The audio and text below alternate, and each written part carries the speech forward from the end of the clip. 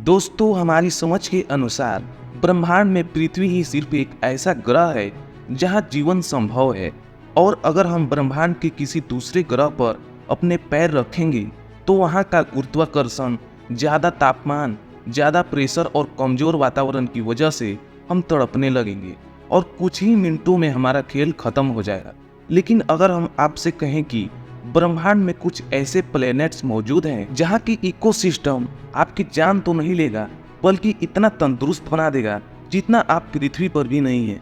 और ये झूठ नहीं है, क्योंकि रिसेंटली वैज्ञानिकों ने यूनिवर्स के अंदर कुछ ऐसा हैबिटेबल्स खोज निकाला है जो सभी मायनों में हमारी धरती से काफ़ी ज़्यादा बेहतर है और यहाँ जीवन काफ़ी लंबे समय तक पृथ्वी से भी बेहतर तरीके से विकास हो सकता है। तो आखिर कहाँ है और कैसा है वहाँ का वातावरण? क्या हम कभी उन पर रहने जा सकते हैं? जानने के लिए पूरा वीडियो जरूर देखें। दोस्तों, पिछले कई सालों से हम ब्रह्मांड के असीम छोर तक नज़र फेरते हुए जीवन के पनपने के लिए पृथ्वी जैसा ही एक प्लेनेट खोजने की कोशिश कर रहे हैं।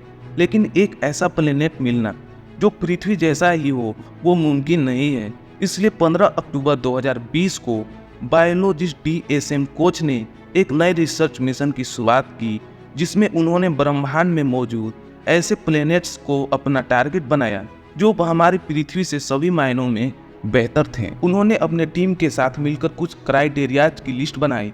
इस लिस्ट में सबसे पहला क्राइटेरियाज था वो है होस्ट स्टार की उम्र। दोस्तों, किसी भी सिस्टम का होस्ट उसके आसपास घूमने वाले की हैबिटेबिलिटी पर काफ़ी असर डालता है। उदाहरण के रूप में हमारे सोलर सिस्टम का होस्ट है सूर्य, जो पूरे सौर मंडल को कंट्रोल करता है और इसकी रोशनी की वजह से हमारे पृथ्वी पर जीवन है। अब जरा सोचिए कि कभी अचानक से सूर्य का चमकना बंद हो जाए और रोशनी और गर्मी वह देना बंद कर देता है तो क्या होगा? साफ तौर पर पृथ्वी से जीवन समाप्त हो जाएगा। और आपको बता दें कि हमारा सूर्य एक येलो स्टार है जिसकी उम्र लगभग 10 बिलियन साल है और 10 बिलियन सालों के बाद यह एक रेड स्टार में बदल जाएगा। और वहीं दूसरी ओर इन ड्रोब स्टार की उम्र 20 से 50 बिलियन साल होती है। ऐसे में एस्ट्रो वैज्ञानिक मचूक ने एक ऐसा ग्रह चुनने का फैसला किया जो चारों ओर ऑरेंज स्टार के आसपास परिक्रमा कर रहे थे। दूसरा क्राइटेरिया था वहां पर पानी उपलब्ध हो। तो एक सही प्लैनेटरी सिस्टम मिलने के बाद उस प्लैनेट और उसके होस्ट स्टार के बीच डिस्टेंस को नापना, जिससे हमें इस बात का पता लग सकता था कि हैबिटेबल्स जोन में वह है या नहीं, जिससे हमें उस पर मौजूद पानी की मात्रा के बारे में पता चलता। और पानी के बिना किसी भी लिविंग ऑर्गेनाइज्म में जीवन संभव नहीं है, इसलिए क्राइटेरिया सबसे ज़्यादा इम्पोर्टेंट है। तीसरा क्राइटेरिया था ग्रह का आकार और द्रव्यमान। वैज्ञानिकों का मानना है कि किसी भी प्लेनेट की साइज और मास लाइफ को इन्वॉल्व होने में इन्फ्लुएंस कर सकता है। ध्यान से सुनिए, किसी भी प्लेनेट का जितना बड़ा साइज होगा उतना ही इंसानों और जानवर के रहने के लिए जगह मौजूद होगा। और प्लेनेट का मास जितना ज़्यादा होगा उतना ही ज़्यादा ग्रेविटी भी होगी। इसकी वजह से हम इंसान पृथ्वी की तरह उसके ज़मीन पर चल पाएंगे और यह ग्रेविटी हवा को ज़मीन की तरफ खींच कर रखेगा, जिससे उनका वातावरण सबसे ज़्यादा घना और स्थिर होगा। हालांकि एक और कंडीशन ये थी कि प्लेनेट पृथ्वी से दोगुना बड़ा होना चाहिए ताकि उसकी मैग्नेटिक फील्ड सबसे ज़्यादा लंबे समय तक एक्टिव रहे, जो अंतरिक्ष से आने वाले खतरों से बचाए। अब आखिरी इम्पोर्टेंट क्राइटेरिया था तापमान। अब दोस्तों, किसी भी ग्रह का तापमान बहुत ज़्यादा होगा तो वो हमें जलाकर राख कर देगा और बहुत कम होगा तो वो हमें जमा देगा। ऐसे में वैज्ञानिक हमेशा ऐसे ग्रह पर फोकस करते हैं जिसका एवरेज टेम्परेचर पृथ्वी से 5 डिग्री कम या 5 डिग्री ज़्यादा होता है, क्योंकि पृथ्वी के ट्रॉपिकल रीजन में रहने वाले माइक्रोबैक्टीरियाज इन टेम्परेचर को सर्वाइव कर सकते थे। इन्हीं 4 क्राइटेरियाज को ध्यान में रखते हुए डॉक्टर मचूक की टीम ने 14 में से 2 ऐसे प्लेनेट खोजे जो चारों कंडीशनों को परफेक्ट क्लिक कर रहे थे।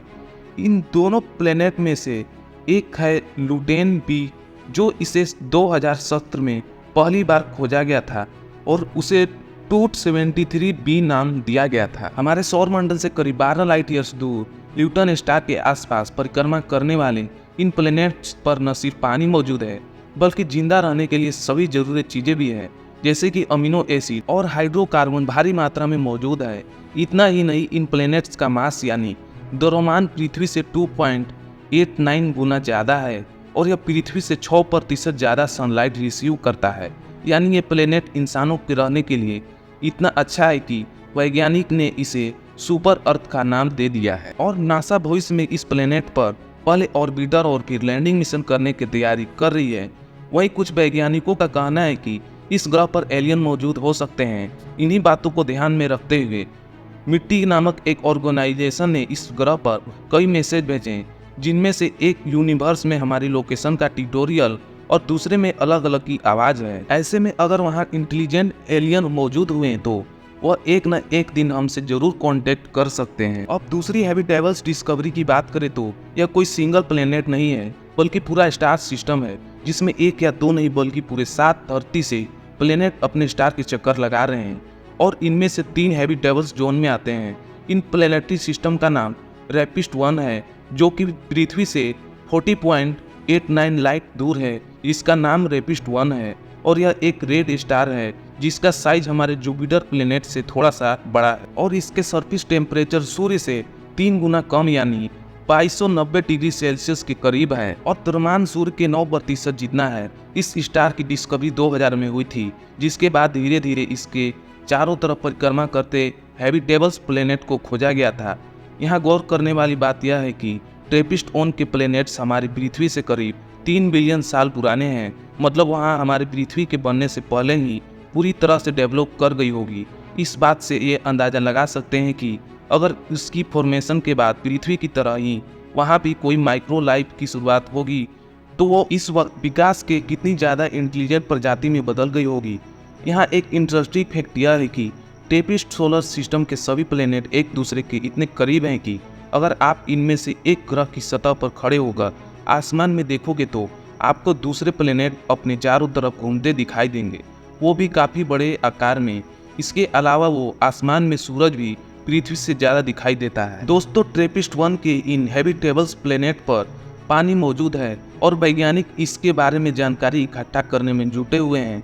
दोस्तों, हैबिटेबल्स प्लेनेट की खोज में हम पृथ्वी से इतने दूर चले गए हैं कि हमने हमारे सबसे पास वाले हैबिटेबल्स प्लेनेट को तो इग्नोर ही कर दिया था। इन प्लेनेट्स पर रहने की कंडीशन धरती से काफ़ी ज़्यादा अच्छी है, लेकिन इसके बावजूद वैज्ञानिक इनमें थोड़ा कम दिलचस्पी दिखा रहे हैं। जी नहीं, हम मंगल ग्रह की बात नहीं कर रहे हैं, बल्कि इसका नाम है कैलिस्टो, जिसे शुरुआत में तो सोलर सिस्टम का बंजर चांद घोषित किया गया था, लेकिन 90 के दशक में यह बात सामने आई कि कैलिस्टो की सतह पर पानी बर्फ के रूप में मौजूद है और इसकी सतह के नीचे एक पूरा समुद्र मौजूद है। वहीं वैज्ञानिकों ने कैलिस्टो पर एक पतले वातावरण की भी खोज निकाला है। तो दोस्तों, क्या भविष्य में कभी ऐसा दौर आ सकता है कि हमें पृथ्वी छोड़कर जाना पड़े, और अगर ऐसा होता है तो आप इनमें से कौन से प्लेनेट पर जाना पसंद करेंगे?